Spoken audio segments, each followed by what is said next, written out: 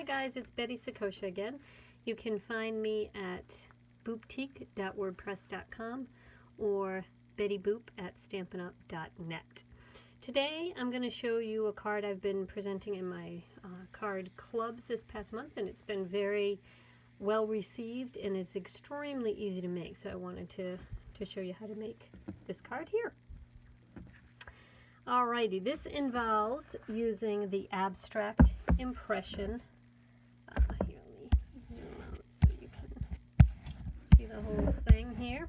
This is from the new Stampin' Up catalog on page 129. You can see the stamp set along with the framelits here, and they are available as a bundle if you so choose, but either one of them are great on their own.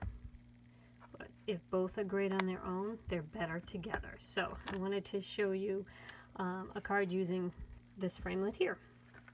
So I previously have cut out the framelit, and let me see if I can hold it up for you here.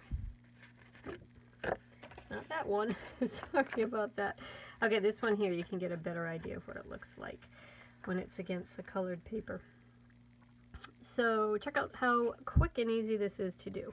I had seen previously that some people had suggested cutting out 4 different colors of paper and then snipping around and gluing them together, which might come out beautiful but is entirely too much work for me. So I'm going to do it this way instead. So I'm using daubers and some of our new colors. This is Granny Apple Green, and I'm just going to daub on what I think is supposed to be green. Sometimes I get it right, sometimes I don't. So, but in the end, I think it looks fine anyway. A couple of leaves over here.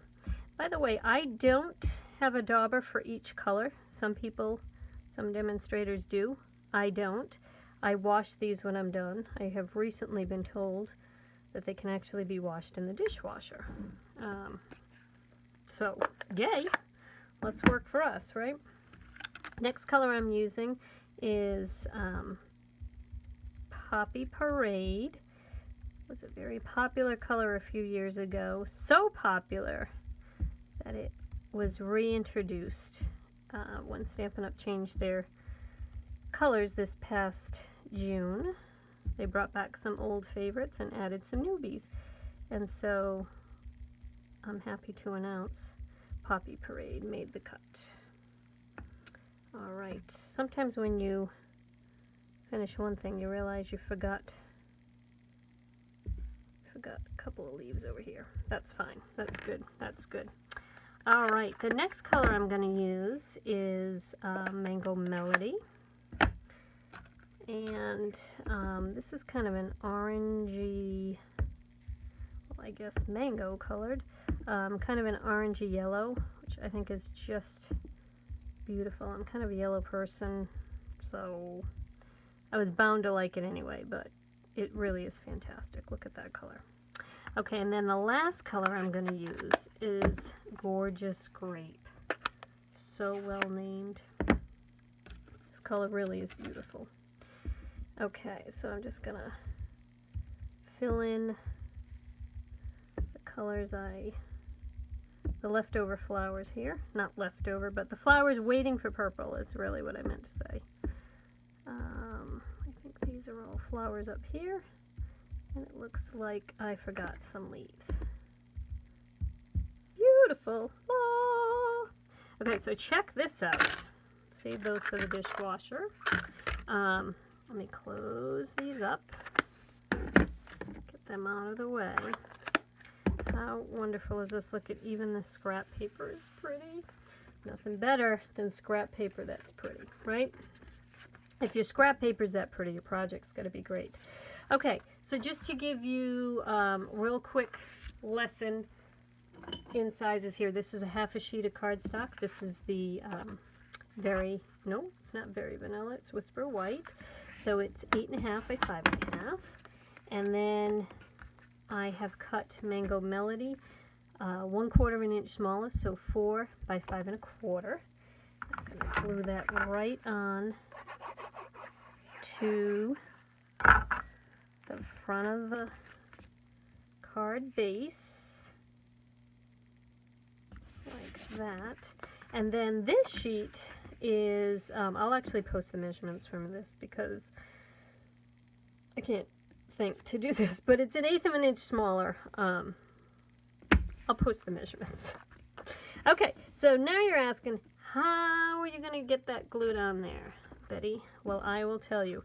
The easiest way that I find to do this, you could use, if you had a Xyron machine, or you had our adhesive paper that you have cut in the same with the same framelits, that would work as well. But here's an easy way to do it. I'm using just a little bit of the Tombow multi-purpose glue, and I'm using it on my silicone mat. That's kind of a key to this whole thing. Then I'm taking a little sponge, sponging up some of that glue. Looks like I didn't put quite enough on there, so let me add a little more. And I'm just going to dab it around so that all these little ferns and leaves and flowers all have some stick to them. This, when it dries, you're going to be able to just rub off the extra glue and use it again. Good as new. Alright, so going back to this, now I'm going to just glue this down to that white sheet. Fits perfectly. Oh, isn't that beautiful? It reminds me of frosting. Not exactly sure why. I think I might have had a cake at one point in my life that looked like it was kind of airbrushed, and that's what this reminds me of. I'm going to use some words from the set. There's some beautiful words in the set. So happy about your happy news and thank you. There's so much to love about you. But the words I'm using today, I'll say kindness changes everything, which in a nutshell, it does. So this is my memento pad, which is a more traditional ink pad, so you're able to kind of twist and tap and not get ink all over the place, which is fantastic. And I'm going to stick this up in the corner, and because it's photopolymer, it's just going to take an extra minute, so just kind of give it a nice even pressure. Give it a minute to adhere. Okay, that's fantastic. Let me glue this down. Using my green glue. It's not green, it's white glue in a green container. Alrighty, and I'm going to put that right on top like that. Now, just to add a little bit of sparkle, I'm going to use our iridescent sequin assortment. Recently, Stampin' Up, came out with some new adhesive-backed sequins, but these I had previously, excuse me, and they work fine, so I'm still using them. And you know what? I noticed that I accidentally missed a little spot there, so we're going to cover that right up. So this is an old chopstick that I have covered with, see if you can see it there. You probably can't see, but it's got a lot of the green glue that I just let dry on there, so I can pick up my sequins a little bit easier. These sequins have a lot of different kind of shades to them. Some are sort of a darker pink color. Some are kind of yellowy. Some are sort of green or blue. And I would say, don't put a lot of thought into it. Just grab your sequins.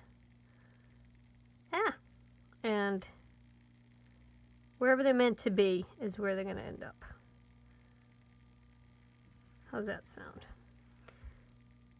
Although if you're the sort that needs pink sequins where you need them, I get it. That's fine. But my point is, if you don't put a lot of thought into it, it still comes out beautiful.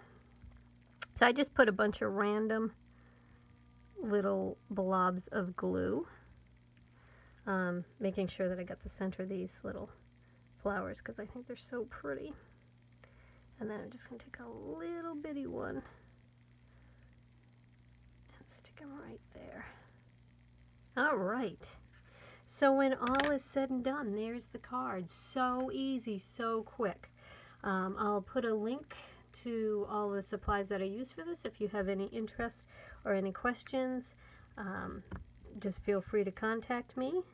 Again, I can be reached at bettyboop.stampinup.net. Thanks for joining me. Bye!